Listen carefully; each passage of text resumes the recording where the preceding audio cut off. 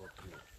Znači sve vam krene, a sve tako nežno i samo jedan dan, jedan trenutak i obriše. Znači, Vam se to dogodilo?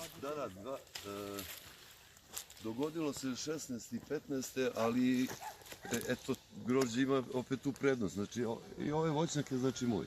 I kad najde taj mraz, on pokupi šljive, one više ne zavežu, a grožđe ima spavajuće pupoljke i ove što je mraz ubio, nestali su, nema ih, jel?